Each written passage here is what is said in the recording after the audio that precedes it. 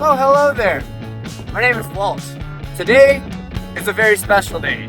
Through a series of synchronistic events, we have found a way to come to the crash site of Roswell, New Mexico.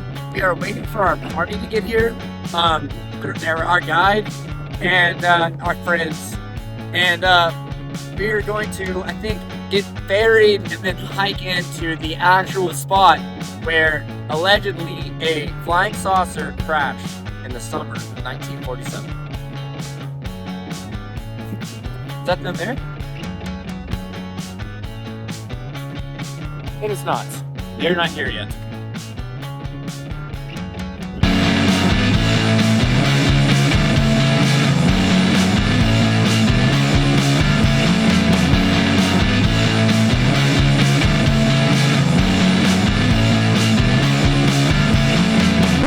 I bet you're wondering how we got here.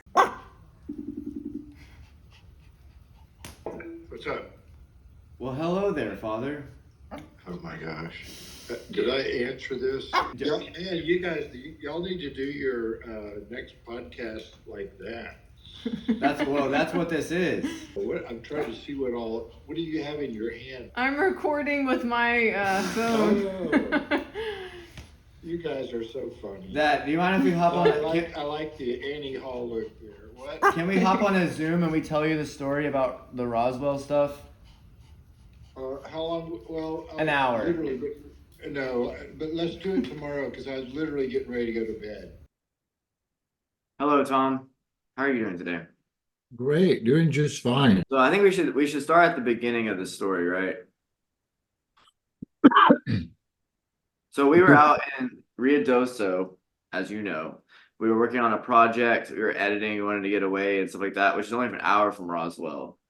And we've been to Roswell like one time before last year. But while we were working on this project, we thought it would be cool to try to get some footage if we could make it to the crash site of Roswell. We didn't know how to do that. We didn't know anything like how we would get there, but we talked to our producer, and our producer kind of said, go to the crash site, try to go to the hangar, just ask around, you'll figure it out, go to the UFO museum, right? We went to the UFO museum. We talked to the people at the desk, and they said, that's private property. You can't go there. There's nothing there. There's no point in going there. But if you want to see some sights around Roswell, you can go to the UFO tour place down the street, right? So we went down the street, and we walk in. They were like, where are you from? And we said, Arkansas. And they said, well, we're waiting on someone from Arkansas. You must be here for Paul.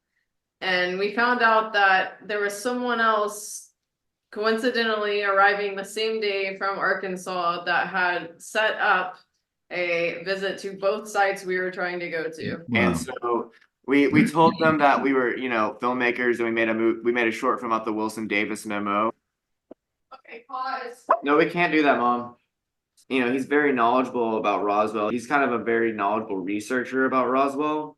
Right. He was familiar with the Wilson Davis memo, you know what I mean? And we talked about the book that's in that film. They talked about the Corso book, which is a mention in the Wilson Davis memo. Okay. And he had some issues with that book and stuff. But anyways, let me show you, Dad, who the person from Arkansas is, okay? Okay. We had a great time, and I want to tell you, his magic is incredible. I was going to ask, how's the show? The show, it blew my mind. Is it Sean Paul and Julianne? Yes. Together? Together, and it blew my mind. And it's Wait, crazy did Julianne do this psychic part? She did.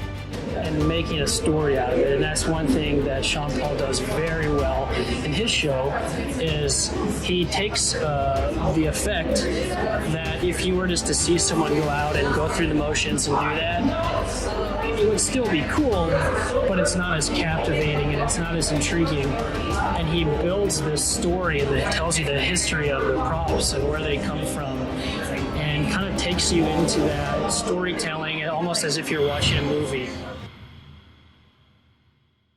I kind of got the gist. So the guy that y'all were hanging out with up there is also a magician?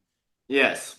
But he also happened to be one of the last people to interview Stanton Friedman, who is like one of the biggest researchers of Roswell, one of the most well-known UFO researchers of specifically Roswell and other things too. So that is the museum? That's the UFO museum, yes. Is that where they've got the little tribute to Stanton Friedman? Wow. Okay. So and so you all, because you all happen to just be there in that confused sort of way, it just happens that y'all got to go see what you wanted to go see. Right. So for whatever reason, Paul, the guide, and it's weird that it's Sean and Paul, and his name is Sean Paul, right? Mm-hmm. So, anyways, but so Paul actually, and I don't know why, but he invited us to go with him to this hangar. Yeah, that's great. Yeah. And so we get to go to the hangar where the debris of Roswell was kept. You know what I mean? You've already done that. What? You've already done that. When? To go to the hangar? Yeah, when we were in Roswell, he invited us to go there. No, I know that. Yeah, I saw the pictures. I saw the owl things. Yeah. Did I just look? I'm trying to tell the story like to someone who hasn't heard it. He's trying to act like you haven't heard the story, but we should have told you that. Oh, well, y'all should have told me that. Mm-hmm. Did you tell me that? No, we didn't. Okay. We messed up. I also wasn't sure if y'all wanted me to interrupt with questions or not, so I've been kind of quiet until now, which I blew it. So, okay. So go. Well, the magic is that we can edit. We can Yeah, always exactly. edit things out. So go back and I'll pretend like I don't know anything about it. Do you want me to respond back to you? Or you? Oh, anyway, you can respond, but just listen for a second. Yeah. Okay. Right. So anyways, we wait for Sean to get there, and we get into so we like basically get into Paul's van, and he takes us on a tour. He's taking us to the hangar, which is kind of like hard to get into and stuff like that, right? Mm-hmm.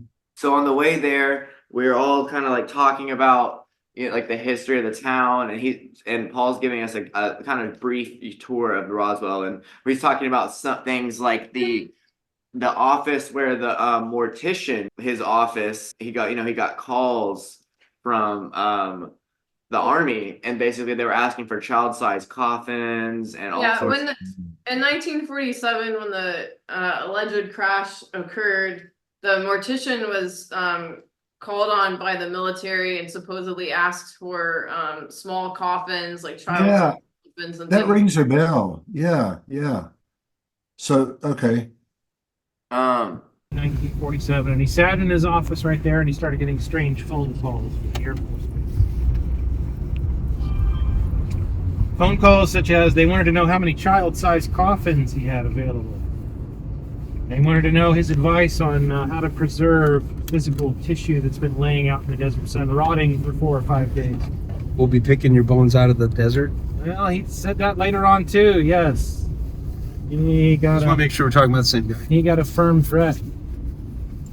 I never had a chance to meet the man. His, let's just say his story has somewhat fallen out of favor. Oh, really? The mortician? A lot of inconsistencies and difficulties with his story, various changes over the years. Actually, the tale of being asked for coffins by the base is one element of the story.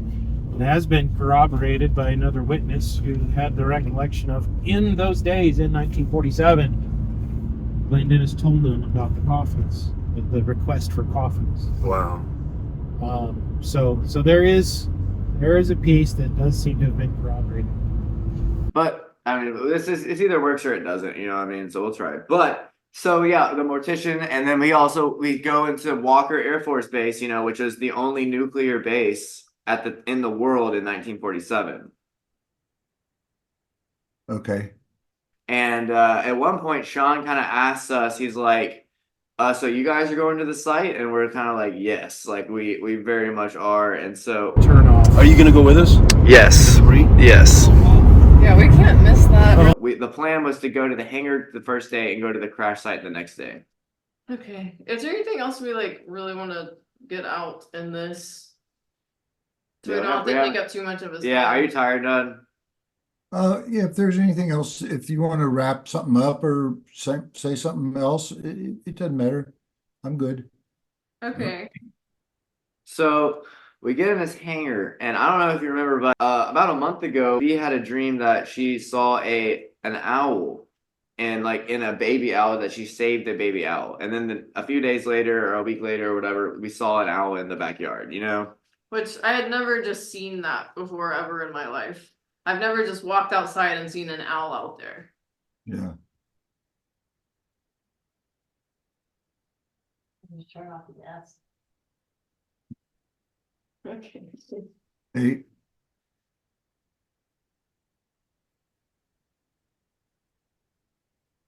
I don't know. We might have to figure out another way to do this, but I like the idea. It would help me. Let's do it again in a different way, but tomorrow or something. But tell me what your goal, what you're trying to create. Is this for a podcast? kind of. Yeah. Okay. Or just to have Well, somebody. anyways, yeah, we have to rethink some stuff. But thanks, Dad. Yeah, We'll okay. see you tomorrow. Yep. All right. Okay. Well, I'm excited to hear about the progress of the program. Sounds good. All right, we'll see you. Thank All right. you. Thank you, Have a Dad. good night. Okay. See y'all. Bye. Yeah, that aircraft been parked there about 12 years.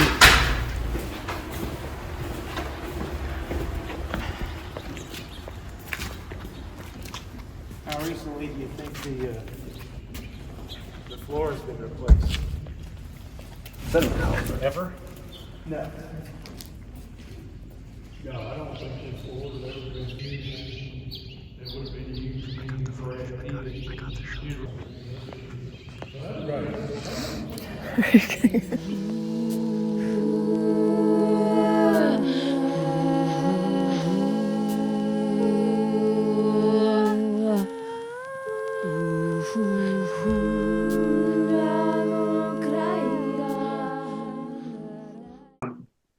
Walt, you guys wandered in to my place of business randomly, having no idea what you would find.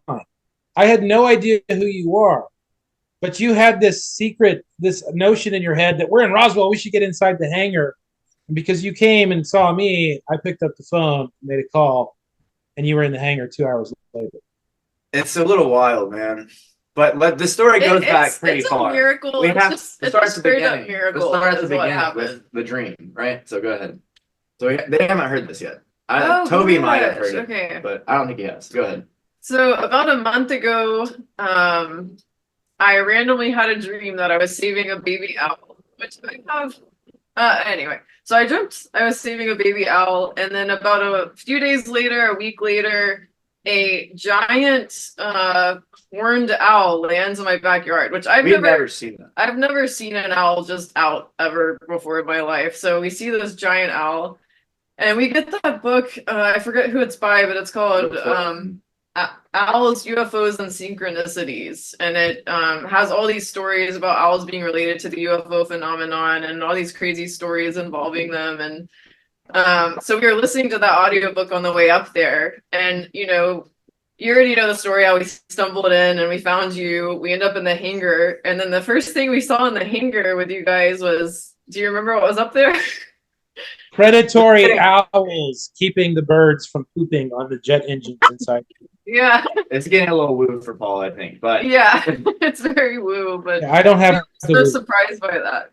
anyways, so that's in this. So anyways, yeah, weird way we stumbled into this opportunity, and it's like I have to part of I'm not gonna lie, we had the conversation like, did Ron set us up for this shit? You know what I mean? Like, did Toby and did he contact you and like? But there was something of I know. It's like who's this Ron guy? I have no idea. Paul doesn't even know.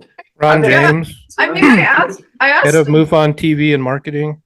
Yeah. Yeah, I asked Walt a few times. I was like, "Why is Paul just like taking us under his wing and doing this?" Like, We thought like we were just like so amazed. You were like our hero on that trip. we also I had the idea like maybe they released some owls, and you know what I mean, like we tried to debunk this, but it's something you can't explain. So I'm pretty sure Paul took you out there to kill you, but then I showed up and the plan just fell through. that's it. You know, hey Paul, do you remember when we were in the car and you were showing us the spot where you said you want to see where they you said to Sean, where are the bodies? Or you said, do you want to see where the bodies are? And then Sean goes, what bodies? And I think you're like the alien body. We're not, you know what I mean? Like you maybe He meant human. My previous victim. Yeah. So anyway, let's introduce ourselves. So Toby is let's let Toby introduce himself actually. So Hi, I'm Toby Martinez. I am the UAP reporter for the Roswell Daily Record. Hello, YouTube world. I am Paul Semones. I am a tour guide for the Roswell UFO Tour. I don't know how I got here. I mean, I spent 16 years investigating car crashes. I guess this is the biggest crash of them all. So here I am. Would it be safe to say you call yourself an Imagineer? So Toby's got a great joke there. You see, a couple of years ago, I made a life change and ended up following a crazy idea to come out here to Roswell and work on some things. And because I was no longer going to be doing an engineering job, and it's not appropriate as a licensed professional engineer, which I was for some years, it's not appropriate to call yourself an engineer unless you're doing that in a proper way. It's like it's not appropriate to call yourself a medical doctor unless you have all of the proper things, ducks lined up in a row. So I got on my LinkedIn profile when I left that last job, and instead of having my title be forensic engineer, I was like, I should change it to something. And so I just call it Imagineer. And then one of Toby's fellow travelers at his place of a place of journalism reported that I was an Imagineer and put it in scare quotation marks on the front page of the Roswell Daily Record about a year ago. I did not have the opportunity to offer comment for the story. They tried, but I was on tour. And, I got her voicemail after I'm eating lunch, and it was like, please call me before noon. Okay. Sorry, too late. So I was dubbed an Imagineer. I like it. Let's talk a little. So let's pretend like someone has you were joking about this, and then this actually happened when we were back in our hometown, Little Rock, for a little while. You told the joke, I think, where it's like people say Roswell. Oh, that's where Area 51 is, right? So like I was in my coffee shop and I put your Roswell Daily Record newspaper that we bought up in there. My boss let me do that, and I accidentally spilled some coffee on it, so I have to buy one more of those. So you know what I mean? If y'all ship that, or we'll come back through. But that just gives it a feel of authenticity, man. This is an old piece people of paper. think it's old because of it. That's what happened. People thought it was people real think it's after old. You put that thing on eBay now. It's exactly it. But so I started a conversation, and someone said, "Oh, you went to Roswell? And someone straight up, this person I know was straight up like, "What is that?" And then someone else said, "That's where Area 51 is." So if you don't, we're nerds or something. So it's like, if you've never heard of Roswell, how do you first start telling the story? It sounds like a Paul question. Well, I would start off the story by making sure people are aware that in 1947, the summer of 1947, there was a wave of flying saucer sightings all over the nation, having nothing to do with Roswell. But a wave of flying saucer sightings all over the nation. It seized the attention of the newspapers and the radio broadcasts. And this lasted for about 2 weeks. And all of a sudden, the Army Air Force Base at a small town in New Mexico, which happened to be the only base in the United States military that had a atomic bomb capable bomber group, that was in Roswell, New Mexico. they sent out a press release saying, hey, we captured a flying saucer yesterday or a couple of days earlier. And that news shot around the world. The headlines we have in the Roswell Daily Record: RAAF captures flying saucer on ranch in Roswell region. Copyright. So, Toby, that's a copyrighted headline. Don't put it on your podcast. The substance of that shot around the world on the Associated Press news wires. It was covered in London. You've got local news reporters in the town of Roswell who told UFO researchers decades later that they were getting phone calls from Tokyo, from Paris, from Rome, from Hong Kong. The whole world wanted to know what's going on in Roswell, and this magic, this insanity, this surge of excitement about a little town no one had ever really paid attention to, Roswell, New Mexico. The surge of excitement lasts hours, not days. It lasts a few hours until later that evening. The general in charge of the 8th Air Force in Fort Worth, Texas, under which the Roswell Army Airfield, that was their chain of command. The commanding general of the 8th Air Force basically went on radio and he told the populace of the Dallas-Fort Worth metropolitan area, no, this was nothing but a weather balloon. And of course, he had already had some pictures taken, some staged photos with a pile of tinfoil trash on the floor of his office. And those pictures were then transmitted out on news wires. And so the next day, newspapers around the nation carry the pictures of military officers in Fort Worth, Texas, including the intelligence officer here at Roswell, Major Jesse Marcel. Pictures of these officers posed with a pile of tinfoil trash on the floor of the general's office. And it's all debunked as it was all a bunch of excitement about nothing. For a few hours, everyone was seized by the idea that the military had captured a flying saucer. But no, all just mistaken identity.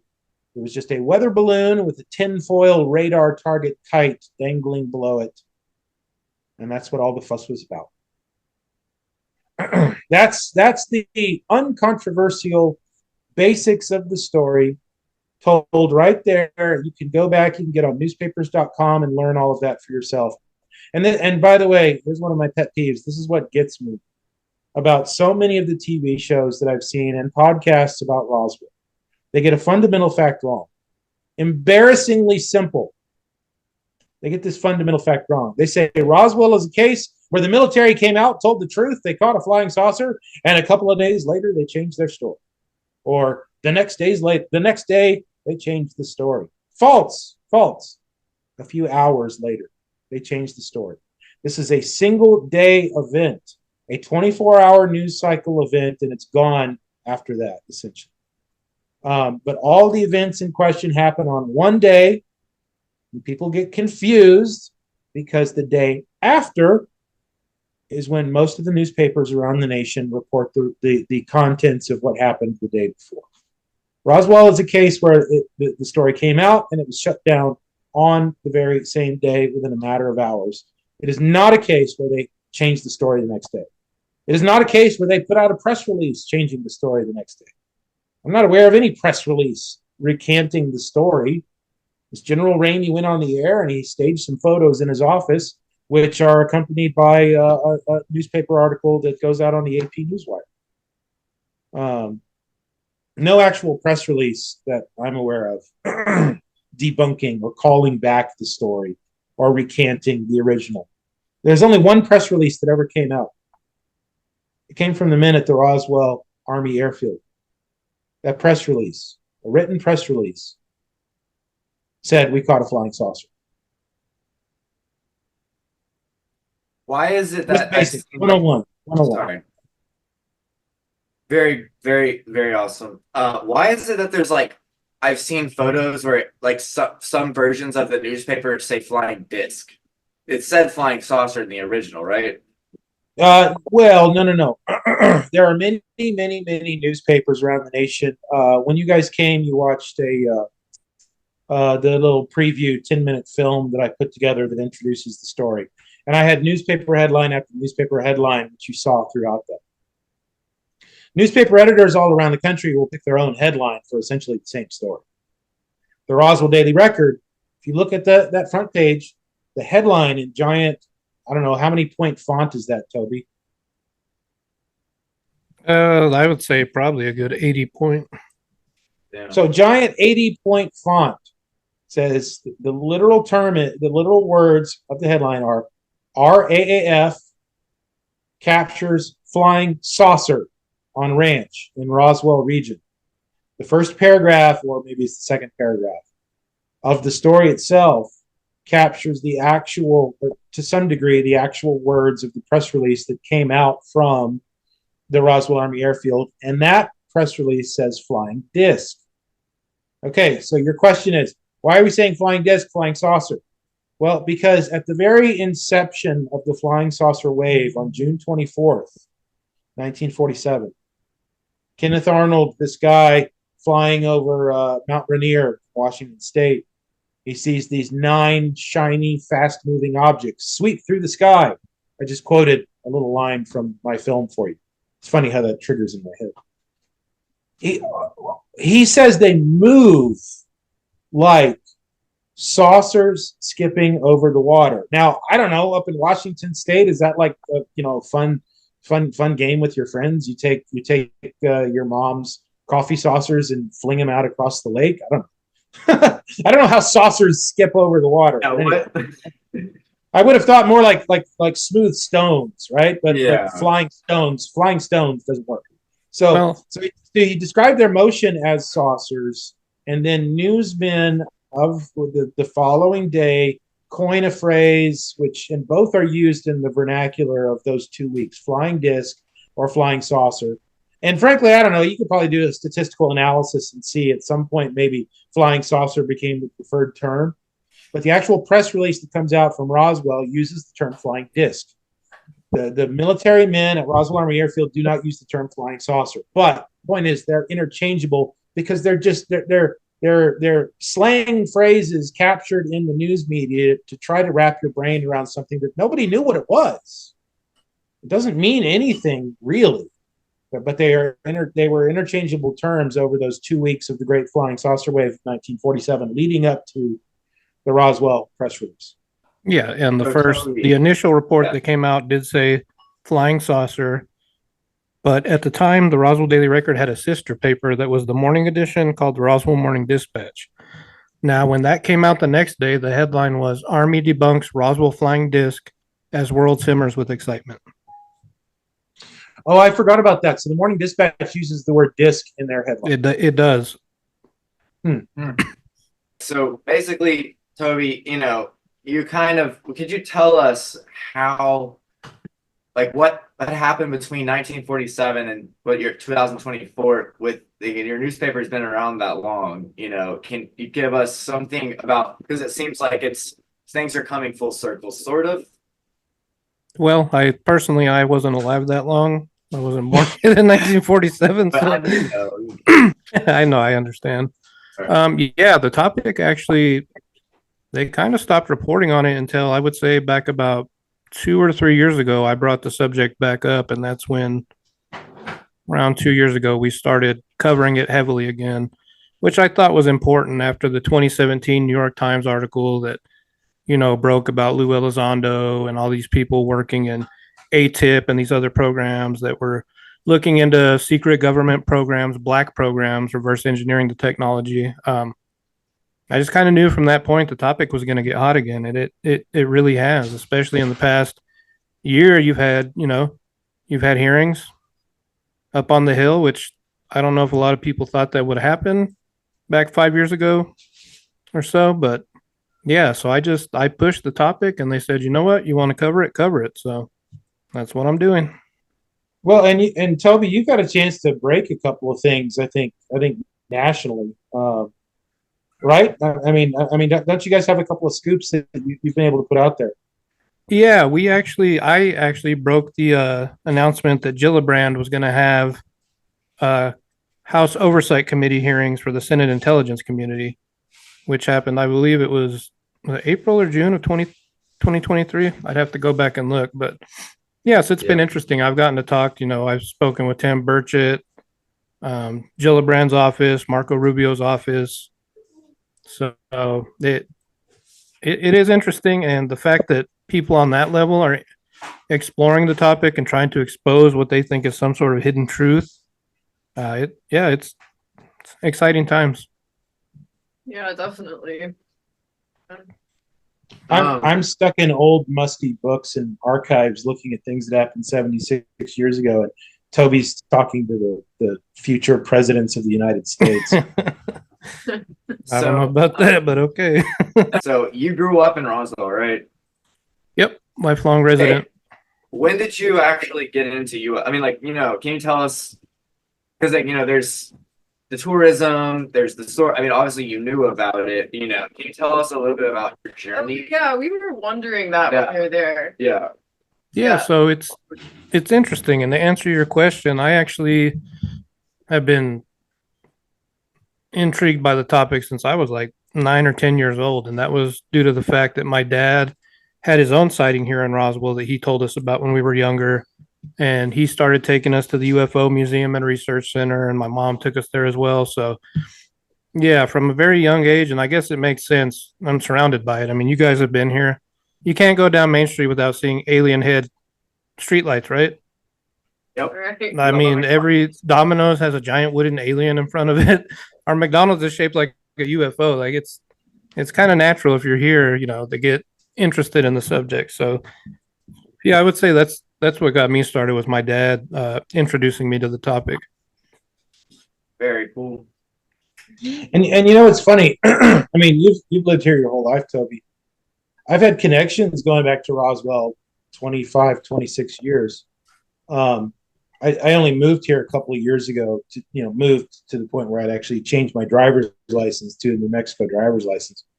But I've come here a number of times over the years, and and actually my intro to Roswell has nothing to do with the aliens. I mean, it still was a point of interest for me when I first came. My very first visit here, I was a college student. I was a huge X-Files fan. So, naturally there's an excitement, kind of a cool factor. But my long-standing friends and family of friends connections here in Roswell is more along the sides of, kind of, they grew up here, but they couldn't have cared less about the whole thing. Kind of wished it would all go away. I've seen a lot of that. I would hesitate to venture a guess to say what percentage of people are intrigued by it and what percentage of the people think it's all just a bunch of nonsense. But there's definitely both here in town. There's whole groups of people who frankly just wouldn't mind if the whole thing disappeared. So there's some of both. Yeah, I agree 100%. I'd say I think the percentage is higher of people that live here that just are sick of the UFO topic in general. And yeah, I wouldn't be surprised by that at all. I just, I'm an engineer. I don't have the data and the survey questionnaire answers to be able to draw some percentages. But I hate to point this out, Paul, but you keep mispronouncing Imagineer, so maybe we can work on that. I LinkedIn may call me an Imagineer, but I will always have 2 engineering degrees. There you go. Yeah, we had an interesting conversation actually about you and your connections with Roswell dating back to, when you were in college and everything, actually on the drive back from the crash site. And also, guys, yes. I'll tell you, that's when I explained to him what a starseed is. So well, I forgot. You'll see when we put this video out. We were filming, and then we're just like, oh man, they're getting the fucking tour. See, Paul's probably giving him the fucking tour guide right now, and we're missing it. We can just guess. We have speculation. Yeah, we're missing. It's okay. We wish we could have gotten that in y'all's car, but now we can do this, so it worked out. So. But yeah, we were wanting to be a fly on the wall between in y'all's car, but It's all good. Yeah, I think in the video it's me going like, oh fuck, Sean's getting the whole tour while we're back here in the other car. We got a little jealous, but you know what? I took you guys actually, yeah. Toby, you rode with me, and so I mean we haven't actually introduced this in terms of the flow of the podcast here, but I mean you guys might edit this around. But so what was it? What was it? 2 weeks ago, we went out to the debris field site in Lincoln County. That's right. And it was my second time to go out there. I believe, Toby, it was your second time, right? Yes. And the whole impetus for that was another fellow who was also doing a little bit of film work because he wants to put together some YouTube projects. He's not here with us in this podcast, but his name was Sean. He had contacted me sometime before, and apologies for my Dr. Evil cat appearance here, but you know. He had contacted me a week or two earlier, wanted to see if he could work an opportunity to go out to the debris field site. And the day before that we were going to go, Walt and B, you guys wander in to the front lobby of my establishment. And you're like, and I get a call. I'm in the back in my office, and I get a call from our attendant at the front desk. Yes, we've got 2 people from Arkansas here. They're YouTubers. They want to go. They wanted to talk to you. Okay, Sean is also in Arkansas. My house, which I haven't sold yet, is actually in Arkansas. And I'm like, you know, so it's Arkansas Old Homework. Oh, Yeah, wow. Arkansas Old Home Week. That's where I went to college. And where I spent. I did my master's at U of A. It's where I spent most of the last 30 years. Man, we didn't know that. So Yeah. So anyway, but I had just gotten a message from Sean like an hour before telling me a phone message. He left me a voicemail saying he was like 2 hours out. It's only been 1 hour. And I'm getting a call from the front desk. I got YouTubers from Arkansas. I promise we are not monitoring. You know, we are not monitoring. We are not agents of any that I know of. If I were, you know, I can't promise you I'm not a sleeper agent. You know what I mean? But you know, it's just weird synchronicity. And this has nothing to do with my former security clearance as a government employee either. So wow. Yeah. I think we can say it's the woo. It's the woo. He's not gonna say that. It's not the woo. It's not the woo. So yeah, a lot of synchronicities, right? So yeah, it's a Jungian concept, I guess. He is the first person to coin that term, but anyways, I told you, it was probably one of probably the best day of my life, right? Yeah. Maybe it was, and I can't. We were just like, please, and you were kind enough to let us come. So we really can't thank you enough. Yeah, experience of a lifetime for both of us. It was so fun because I mean, at first I was like, our friend Sean had contacted me. We were going to go out there, and I did not want to go out there like in one vehicle or just have a couple of people. There's strength in numbers. It's a land of, depending on your experience, it's a land of high strangeness. Weird things can happen. Car batteries die. That kind of stuff. Batteries just get drained. And so I had reached out to Toby. I had stopped by like a week earlier, just dropped by at the Daily Record, and we chatted for a while. And I said, "You want to go out to the crash site again?" And the great thing from a selfish perspective is Toby had a chance to go out there last year with some folks who found some interesting things at the time. And if Toby wants to talk about that, yeah, let's talk. Yeah, if you're comfortable, Toby, let's talk about the things that you may have found. Yeah, I mean, absolutely. The news has already been released by other parties, so. What was the experience? Because we were there the second time, so what was your day like the first time, right? Like what happened? Okay, so to set the stage, every year the newspaper has an event called the Roswell Incident that's during the UFO Festival. And I was speaking with a researcher who we had coming out, Chuck Zukowski. I don't know, you guys are probably familiar with him. The book, The 37th Parallel, is about him and his investigation of UFO sightings and cattle mutilations. And then locally, we have another researcher that's been on Ancient Aliens quite a few times, Frank Kimbler. He's a geologist at the New Mexico Military Institute here in Roswell. Yeah, Paul's got the book right there. I just happened to have it sitting right here. I had to move my cat out of the way. So my co-author that I work with lives in Argentina, and he was flying out for the event, and it was his lifelong dream to go to the crash site. And that's when I snapped, holy shit, I've lived here almost 40 years and I've never been. Like, it makes no sense. It's right there. So yeah, we planned and they offered to take us out there. We left about 6 in the morning to try and beat the heat in a storm that was coming in. So the drive was really cool, getting to hear stories. You know, they've both been researching the case for a long time. So they've spoken to firsthand witnesses, which I have as well, just not as many. So it was very informative, and never in my wildest dreams did I think we'd go out there with these metal detectors and end up picking up about 10 pieces of this debris. And they were kind enough to gift me 2 pieces, and they gave Maxima one too. So there's actually a piece of the possible Roswell craft in Argentina right now. Oh. Which I thought it was interesting. I was like, man, I hope he doesn't run into problems at customs. Like, what the hell is this you're trying to carry back with you? But I mean, you know, DW Pasolka, she talked about being able to go to a crash site, right? And then according to her, you know, she was not against her will. I get, when I tell the story, people think it's like they kidnapped her, but it's like, no, she agreed to be blindfolded and taken there. And this just, you know, this came out in her book American Cosmic. But she talked about when she was there with Gary Nolan, and she talked about how their contact, who she calls Tyler, basically told her that when she flies with it, they're going to stop them, but it's sort of like a signal to someone in DC, like maybe someone allowed this to happen. She talked about that on Rogan, that maybe someone allowed this to happen. So.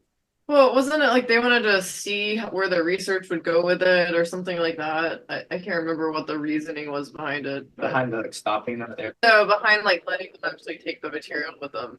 Well, I think that, yeah, who knows? We can just speculate. We can just speculate. Unless you know something, Toby, but. Anyway, no, I've never been given special treatment by TSA. I know that. Yeah. So did he make it back to Argentina pretty easily with that? Yeah, he did. There was no issue whatsoever. So, like I said, there's a piece. I think he's got it sitting on his shelf there. So yeah, it was really, I was honored to go out there with them. I'm still thankful to both of those guys, Chuck and Frank, to this day. Initial testing has not been able to determine what the metal is. So as of right now, it's an unknown. And while that's super interesting, that's not saying it's definitely from space. It's definitely extraterrestrial. It's just saying with the testing we've done and with the publicly available databases that there's no match. So basically we need to start taking the next steps. There's further testing, you know, on the isotopic level that has to be done, and still more comparisons to be made. I can't rule out that it could be a piece of maybe what was an experimental aircraft at the time. You both saw the site. Like, why is there metal buried a foot or two underground? That's what I was gonna say, man. It's this, for people who don't know, that we're not gonna talk about exactly what this is, but it is in the middle of nowhere, pretty much. You know what I mean? Like we're 1.5 hours on the road. We saw one other car. You know, so it's like, why is there metal there in the first place, and why is it not? If it's, you know, I can't really find like I don't want to say, you know, I mean, I can't find like another real, I mean, it's anomalous, you know, by definition, right? So well, here's what to me is so important about these finds. As someone who is looking into the big historical question, did anything big happen in Roswell in 1947? Or is it all just a bunch of crazy exaggeration over a few scraps of weather balloon trash? And that's still a question worth digging into, because there are people who are going to say that everything was fine, nothing happened in Roswell. The Roswell story says there is a piece of land out in the middle of nowhere that if you don't know where it is, you're never going to find it. And there was strange metal seen there by people. And today, 47 years later, 77 years later, exactly at that location, strange metal is found. It is, you don't have to reach the question, was it from outer space? Was it alien? Was it extraterrestrial in a more general sense? You don't have to reach that question. All you got to do is you got to say, here's now amazing corroborating evidence that yes, indeed, on that spot of land, something happened consistent with what the stories are that have been told about the Roswell incident. That's the kind of thing that gets me excited. And it's like, Toby, did Frank tell you about finding the buttons out there? And you know, a lot of people have heard about this. It's been discussed quite often. You know, about 10 years ago, Frank Kembler found some buttons, shirt buttons, clothing buttons. And there are forensic button examiners. I didn't know there was such a thing, but you know, in courts of law, you've got to have forensic examiners for almost everything. There are button experts who looked at these things and they found them to be a type of button only ever manufactured and used in United States Army uniforms from the late 1940s to early 1950s. Exactly where the story says military men should have been out there for days, on their hands and knees, digging through that land that we marched across, trying to police the area for every last scrap of stuff, doing things strenuous enough that you would expect them to be popping buttons off their uniforms. Exactly in that location, 70 some years later, they find buttons. That's what's great. That's because the skeptics are always going to fight the notion that anything big happened at Roswell. They're going to point to various things to try to build their case that it's all a bunch of exaggeration. There's no story about Roswell. There's no corroborating information that anything big happened. Nothing popped up until a bunch of people, money grubbing celebrity hunters tried to resurrect this thing in the 80s. And yet we're finding pieces of evidence dating back to that time that say something big happened. Yeah. What was the nature of that? That's the exciting thing. That just to find pieces of evidence that corroborate that. Mm-hmm. Like the sinkhole. We were at the. So it's like we were out there, and Paul, you helped us realize that, like, how big of a deal it is just to prove the military presence there, you know, and like find the fact that some kind of military operation happened is a big deal. So, you know, I'm gonna tell a story here from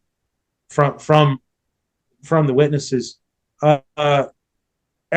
Anybody who studies the case knows that the first 3 people to go out there to the debris field site in 1947 to perform some kind of formal investigation were Rancher Mac Brazel escorting 2 military officers, Major Jesse Marcel, the intelligence officer of the 509th, and who we now know is Captain Sheridan Cavett. He was the counterintelligence officer assigned to the base. Major Marcel is collecting the intelligence for the airmen to be able to accomplish their missions. Sheridan Cavett is collecting intelligence about the men being assigned to the base to make sure they're not Russian spies. These are the top 2 intelligence men on the base. They're the ones who go out there. And of course, Sheridan Cavett, according to the researchers who knew him, he died many years ago. Sheridan Cavett at first denied that he had ever been in Roswell. He denied that then he admitted he was in Roswell, but he denied he was here at the time. And he lied and he lied and he lied. He misled. And then he becomes the star witness for the Air Force official investigation of 1994. And what does Sheridan Cavett say? What does he tell the Air Force investigator? He says, "Why, yes, I was in Roswell." I'm dramatizing and shortening quite a lot here. But he says, "Yes, I was in Roswell. Yes, I did go out with that rancher to see what fell on his land. You know what else? As soon as I saw it, it was nothing but a weather balloon. It occupied a space no bigger than 20 feet across, 20 feet by 20 feet. Major Marcel recalled that the debris stretched 3/4 of a mile in length across a swath of land that long. Early reports suggest that the debris covered a square mile. Okay, I actually plotted. If you look on my Twitter feed, or X, which is what we are supposed to call it now, I put a little graphic showing the relative sizes. Here's a square mile. Here's Major Marcel's rendition of 3/4 of a mile in length, 200 feet across.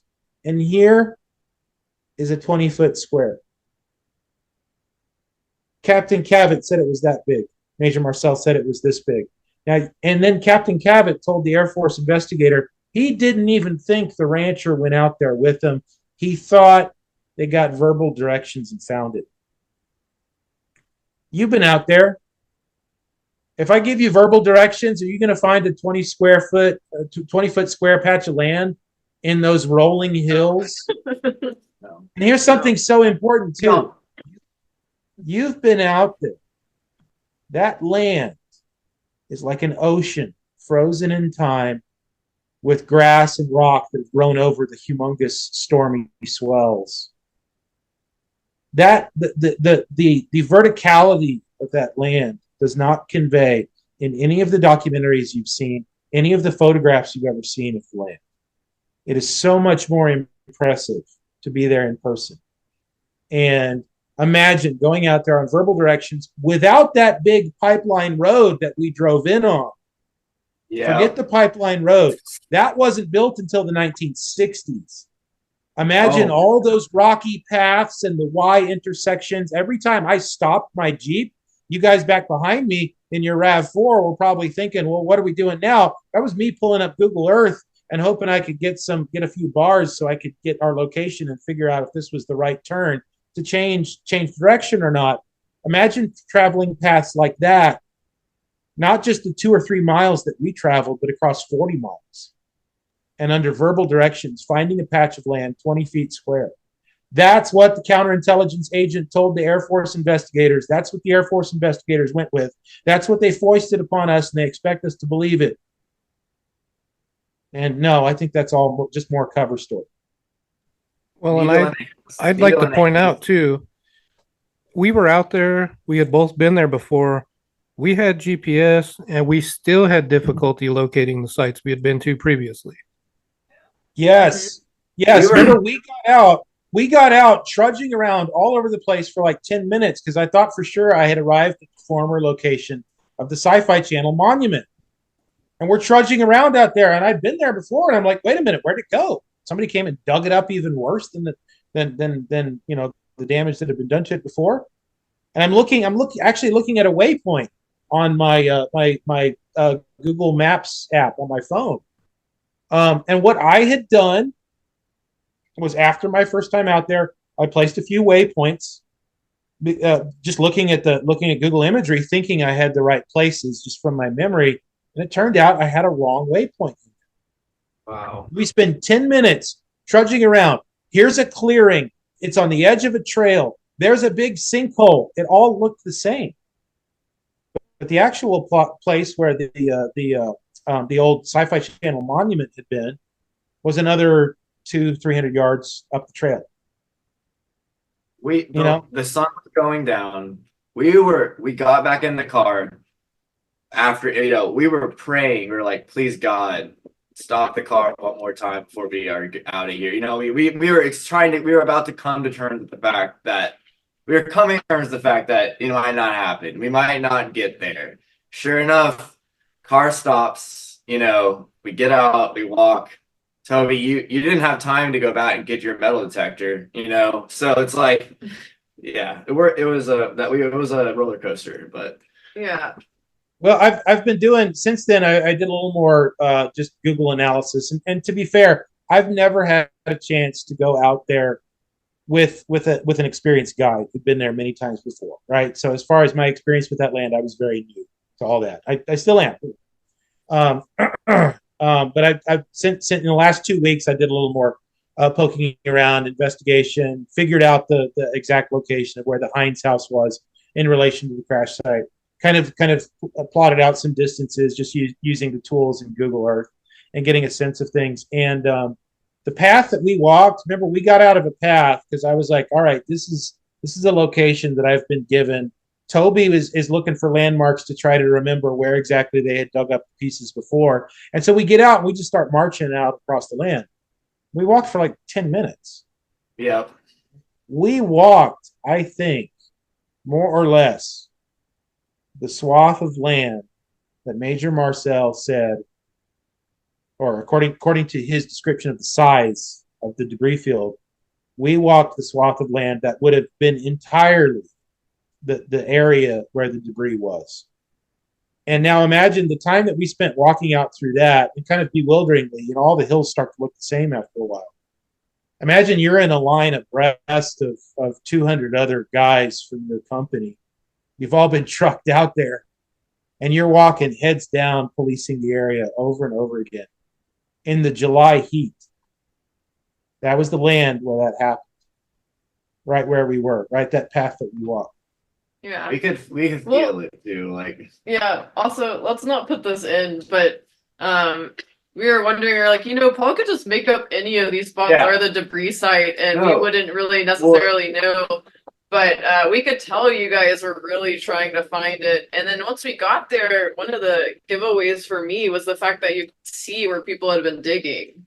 Like at all the other sites, it was pretty clear cut, but over there I could see like holes where people had been digging around. So I was like, okay, I think this really is it. Well, that's what, to people that hear this story from our mouths, without seeing everything we've gotten and see this and all that, like, certainly someone might just be like,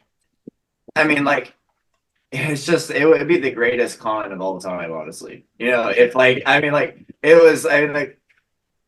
You guys were working so hard to find this spot, and it's like, if hypothetically, if you were just like a charlatan, right? If you could just take us anywhere, you could take us to a sinkhole and just say, we found it, guys, but that is not the experience that we had. Yeah. So anyway, we're just grateful for y'all. And I know we said an hour, I don't know how long it's been. Yeah, I want to be mindful of time for you, because I know you didn't really want to go over an hour, and I don't even have my phone. It doesn't say time on here, so yeah.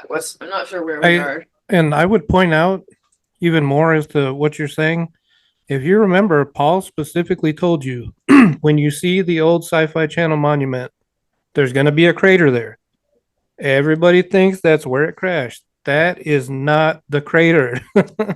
Right. Yeah.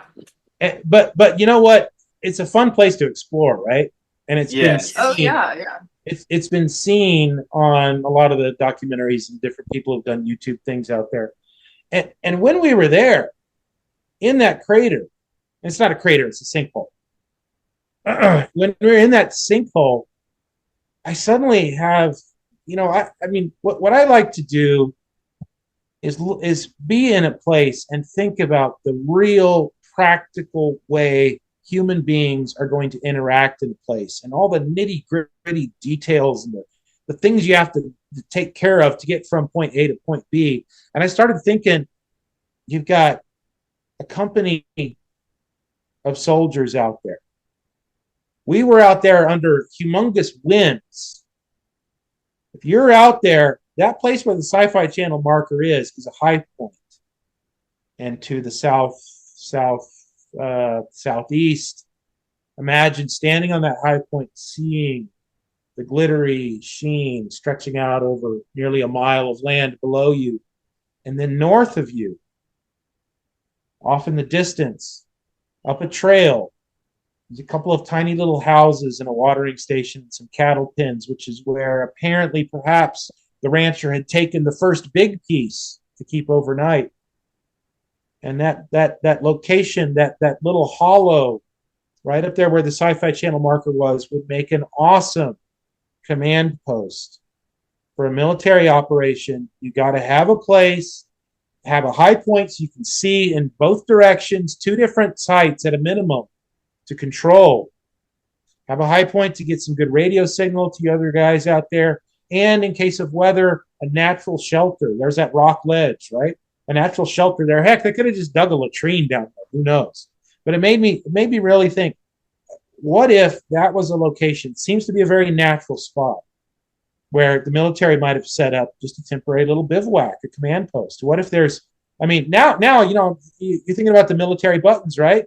What if we got around down in that hole and started sweeping around, and we find some communications wire, snips of communications wire, some old sea ration can, tops, things like that.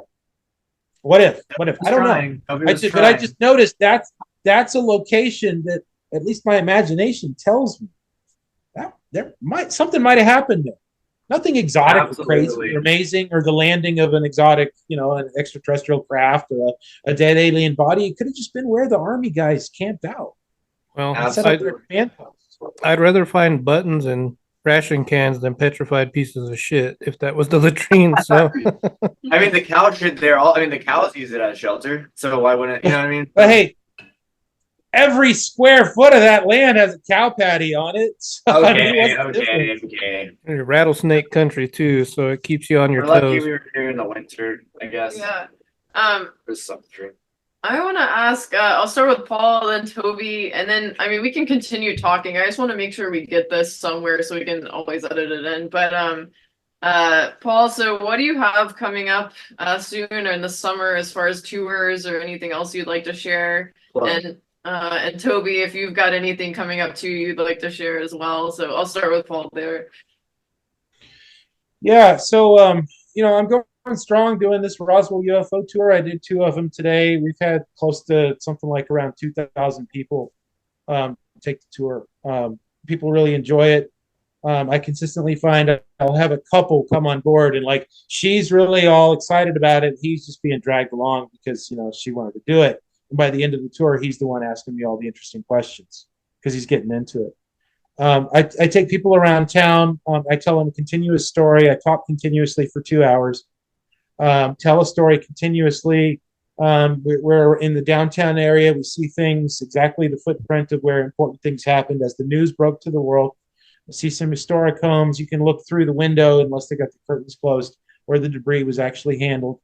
And then we head on down to the former Air Force Base, which still seems like a base, but it's just all part of the city now.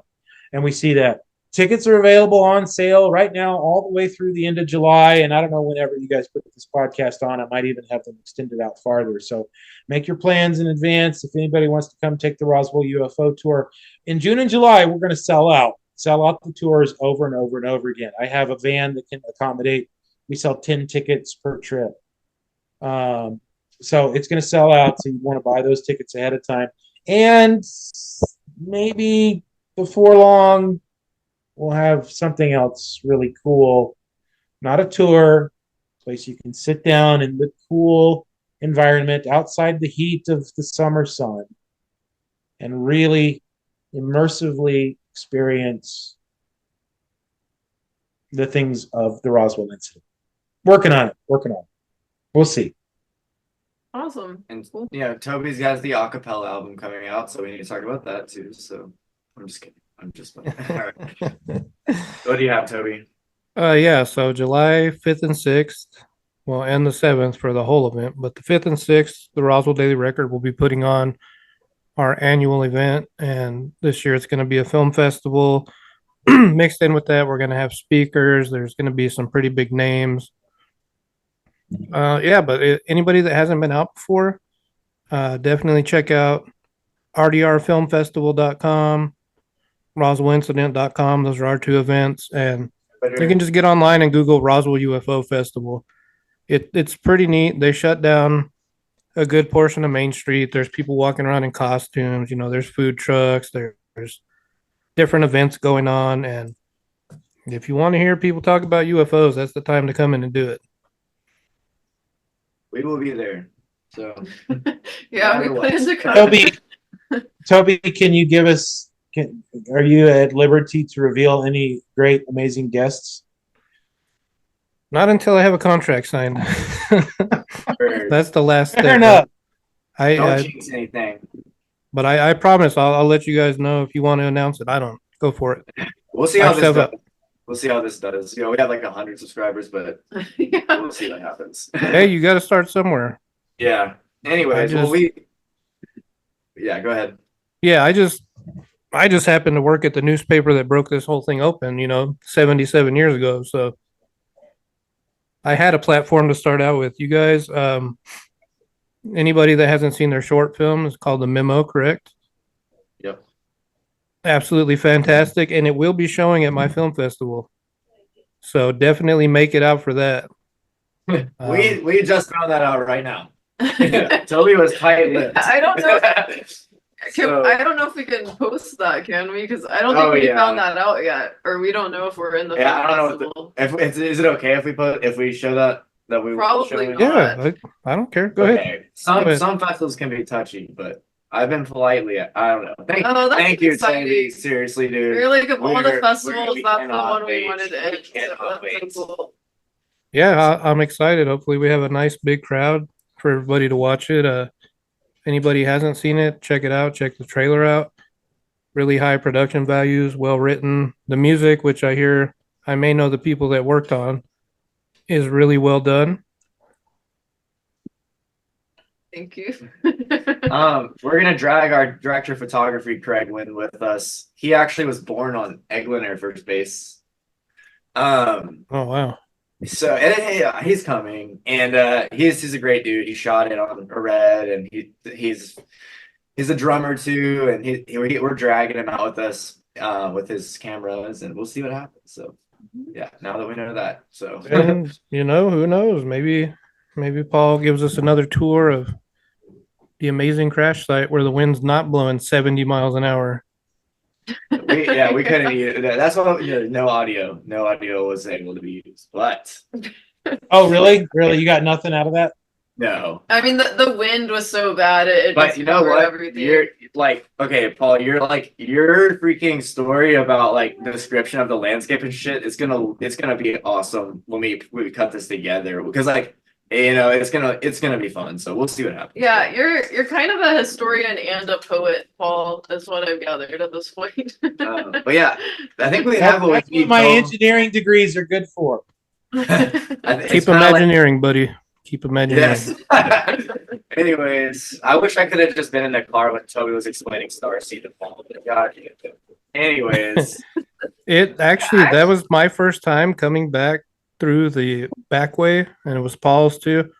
That was a really cool road, but right as it's getting dark, I looked over to him and I said, "You know what?